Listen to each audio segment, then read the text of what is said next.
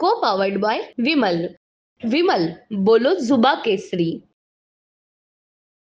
मला वाटतं ह्याच्यात एक लक्षात घेणं गरजेचं आहे की अंडरग्राऊंड पार्किंग ज्या ज्या ठिकाणी प्रस्तावित केलं जातं, साधारणपणे महत्त्वाच्या दिवशी किंवा काही कार्यक्रमाच्या दिवशी हे अंडरग्राऊंड पार्किंग सिक्युरिटीचं कारण दाखवून बंद केलं जातं. तर खरोखर या अंडरग्राऊंड कार पार्कची गरज आहे का? तसंच आम्ही रेसकोर्सचं पण बोलवतो आणि हाच मुद्दा आहे की कुठचाही महत्त्वाचा दिवस असला किंवा कार्यक्रम असला तर अंडरग्राऊंड कार पार्किंग हे सिक्युरिटीच्या कारणामुळे बंद केलं जातं. तर ह्याच्यावर सरकारने विचार करावा आणि मला वाटतं स्थानिकांची जी भूमिका आहे ती त्यांनी लक्षात घ्यावी.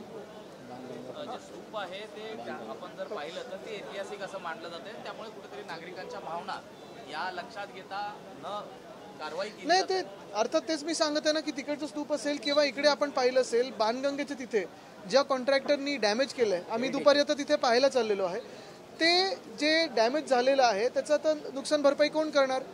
कितीतरी वर्ष, शेकडो वर्ष ह्या काही गोष्टी आपल्या आहेत ते हेरिटेज म्हणून आपण जपत आलेलो आहोत, धार्मिक स्थळं आहेत आणि ह्या कॉन्ट्रॅक्टरवर कारवाई व्हायला पाहिजे. आणि माझी माहिती अशी आहे की ह्याच कॉन्ट्रॅक्टरनी अंबरनाथ देखील इथे काम केलेलं आहे आणि महाबळेश्वरमध्ये कोणाचा तरी बंगला देखील बनवण्याचं काम हाती घेतलेलं आहे. नागपूरचे पालकमंत्री ह्या सगळ्या संदर्भात काही सजग नाही आहेत का? ज्या पद्धतीने अनेक मला वाटतं सरकारच कुठे आपण जागा आहे का हे पाहायला मिळतंय. आत्ता आम्ही वरळी इथे जी आरे डेअरीची जिथे सगळे रहिवासी आहेत, जे कामगार तिथे राहत असतात, तिथे जाऊन आलो. कालकडे एक मोठी बिल्डिंग तिथे आपण पाहिला, मोठा बॅल्कनी कोसळलेली आहे. अनेक वर्ष माझ्या आधीचे आमदार असतील, मग सचिन भाऊ अहेर साहेब असतील, सुनील शिंदे साहेब असतील, हे सगळेच पाठपुरावा करत आलेले आहेत. आमचं सरकार असताना थोडी डागडुजी तिथे आम्ही करण्याचा प्रयत्न केला आणि नंतर एकंदर तिथून त्या रहिवाशांना हलवण्याची ही भूमिका होती. पण आज आपण पाहतोय गेले 2 वर्ष आरेची जागा, म्हणजे आम्ही जी आरे डेअरीची जागा आहे ती तिथे अक्वेरियम बांधायचं होतं, ती बिल्डरनं विकायची आहे आणि ही देखील या घटनाबाह्य मिंदे सरकारला बिल्डरला विकायची आहे म्हणून तिथे हात लावलेला नाही, डागडुजी झाली नाही आहे. तिकडचे स्थानिक जे आधीचे नगरसेवक होते, जे घटनाबाह्य गद्दार आहेत, ते देखील त्यांनी यावेळी काही कामं तिथे केली नाहीत. महत्त्वाची गोष्ट हीच आहे, आज तिथे 90 परिवार राहतात. मी स्वतः जाऊन भेट देऊन आलेलो आहे.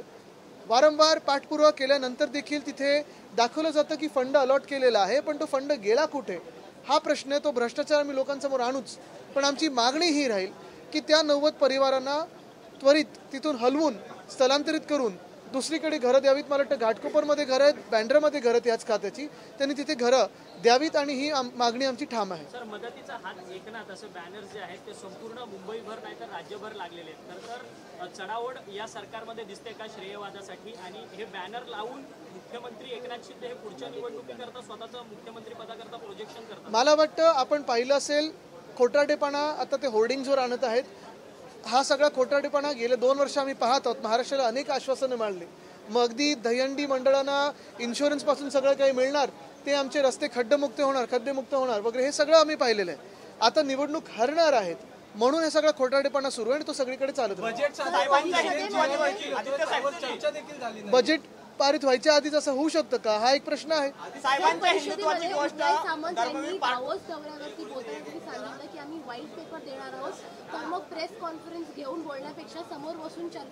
नक्कीच व्हाईट पेपर म्हणजे त्यांच्या पेपरवर एक सुद्धा अक्षर नसणार आहे, कोरा कागज देणार आहेत, कारण तिथे कामं झाली नाही आहेत आणि जी झाली असतील ती किती उधळपट्टीची झालेली आहेत ह्यांनी त्यांनी सांगावं. महत्वाची गोष्ट म्हणजे आज तर मी सवाल विचारत आहे की मागच्या जानेवारीमध्ये 2024च्या जानेवारीमध्ये जेव्हा व्हायब्रंट गुजरात करत होतात तेव्हा तिथे 26 लाख कोटी वगैरेचे जे काही एमओज होते ते दाखवले, तर त्यातून खरं किती झालं माहीत नाही. पण तिथेच महाराष्ट्राचा 10 लाख देऊन स्टॉल लावला. मग इथे व्हायब्रंट महाराष्ट्र किंवा आपलं जे मॅग्नेटिक महाराष्ट्र ते का नाही केलं? गेल्या 2 वर्षामध्ये मॅग्नेटिक महाराष्ट्र हा कार्यक्रम ह्या सरकारने का नाही घेतला आहे? कारण सगळे उद्योग त्यांना गुजरातला पाठवायचे होते.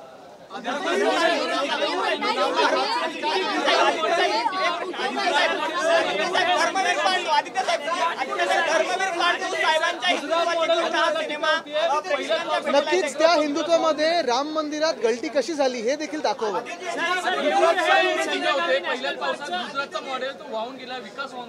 पहिल्याच पावसात आपण पाहिलं असेल या देशात 3 एअरपोर्ट यांचे छत पडलेली आहेत. पहिल्याच पावसात नॅशनल हायवे, जे आतापर्यंत आम्हाला कौतुक करून सांगितलं जायचं की ते खातं खूप चांगलं चालतं, एकदम सुरळीत चालणारं खातं आहे, नॅशनल हायवे मुंबई गोवा असेल, मुंबई अहमदाबाद असेल, या दोन्ही याच्यावर भयानक खड्डे पडलेले आहेत. दहिसरच्या अलीकडे पलीकडे पण टोल आपण भरतो, पण आपण पाहिलं असेल परिस्थिती एकदम बेकार आहे. एकंदर नॅशनल हायवे हे भ्रष्ट खातं दिसत आहे. आणि महत्त्वाची गोष्ट म्हणजे आम्ही गोड गोड खूप ऐकत आलो त्या खात्याबद्दल, पण एवढं भ्रष्ट खातं, टोल घेतलं जातं, आवडते कॉन्ट्रॅक्टरना काम दिली जातात, पण ते खातं खरोखर नीट चालत आहे की नाही हे भाजप सरकारने आम्हाला सांगायला पाहिजे.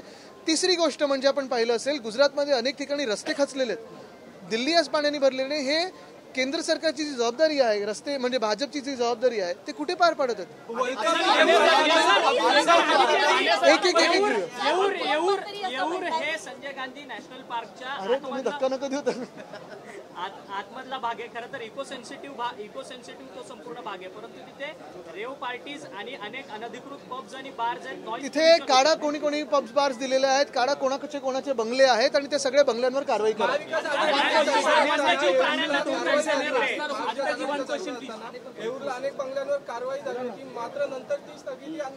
तेच आम्ही सांगतोय, सगळ्यांचे बंगले कोणाचे काढा, तिथे जग जाहीर ती यादी करा आणि त्याच्यावर कारवाई करा.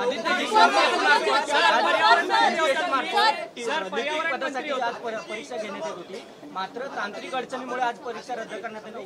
आता विद्यार्थी आहेत ते त्यांच्या परीक्षा आजच घेण्यावर ठाम आहेत. मला तुम्ही सांगा, या देशामध्ये आत्ता हे सरकार केंद्रात बसल्यानंतर, भाजपचं सरकार बसल्यानंतर, एनडीए सरकार बसल्यानंतर आणि महाराष्ट्रात देखील एक तरी परीक्षा नीट झाली आहे का?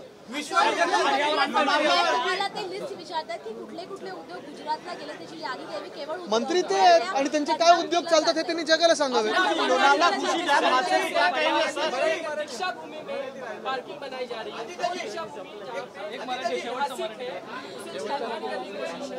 दीक्षा भूमि हो या फिर बाणगंगा हो, दोनों जगह आप देख रहे हो कॉन्ट्रैक्टर्स को जो काम मिला है, कहीं अंडरग्राउंड पार्किंग का काम है, कहीं रिपेयर का काम चल रहा है, लेकिन ये काम ठीक तरीके से चल रहा है क्या?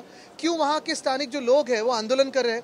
अगर दीक्षा भूमि की बात करें तो अंडरग्राउंड कार पार्क जो होता है, काफ़ी बार ऐसे होता है कि अंडरग्राउंड कार पार्क सिक्योरिटी, सुरक्षा की वजह से जो महत्वपूर्ण दिवस होते हैं, दिन होते हैं, उस दिन बंद किए जाते हैं. तो फिर इस कार पार्क का क्या महत्व है? और दूसरी बात रही बाणगंगा की, ये जो कॉन्ट्रैक्टर है उन्होंने कहाँ काम किए, किसके लिए काम किए, उसकी एक जरा जांच कीजिए. School students from Prasad were taken to the RSS founders memorial. They were being taught about the RSS ideology, about RSS founder also. आपको लगता है ये गलत है ये पार्ट?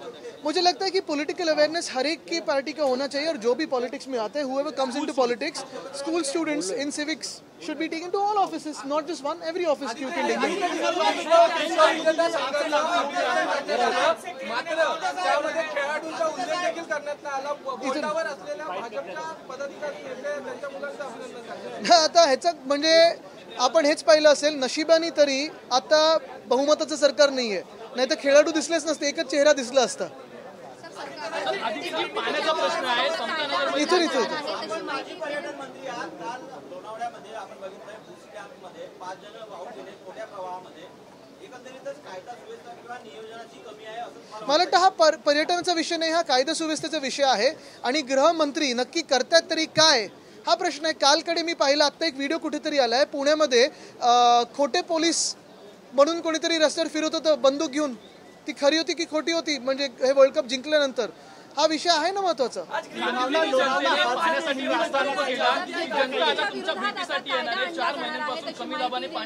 मला भेटायचं आहे त्यांना, कारण हे कमी दाबाचं पाणी आमच्या वरळीत पण आहे, सगळ्याच मतदारसंघात आहे. कुठे ना कुठेतरी मुंबई महानगरपालिका, जिथे आता लोकप्रतिनिधी नाही आहेत, नगरसेवक नाही आहेत, महापौर नाही आहेत, ही सगळी खाती चालत आहेत नगर विकास मंत्री म्हणजे घटनाबाह्य गद्दार मुख्यमंत्र्यांच्या खात्यातून. आता मुंबईवर एवढा राग का आहे की आमच्या रहिवाशांना पाणी मिळत नाही? आपण पाहिलं असेल, मार्च, एप्रिल, मे साधारणपणे गेले 30-35 वर्ष 5%, 10% कट लावून, कारण लोकसंख्या वाढत चाललेली आहे. पण दबावाचं पाणी किंवा वापरायचं कसं पाणी हे या घटनाबाह्य मुख्यमंत्र्यांना माहिती नाही. त्यांचे ते काय डीप क्लीनवर उधळपट्टी केली पाण्याची. आता मुंबईला पाणी टंचाई जाणवत आहे. दुसरा प्रश्न हाच राहील की जो आम्ही प्रकल्प सुरू केला होता डिसॅलिनेशनचा, तो आतापर्यंत पूर्ण झाला असता आणि मुंबईत पाणी टंचाई झाली नसती. त्या प्रकल्पाचं काय झालं? को पावर्ड बाय विमल. विमल बोलो जुबा केसरी.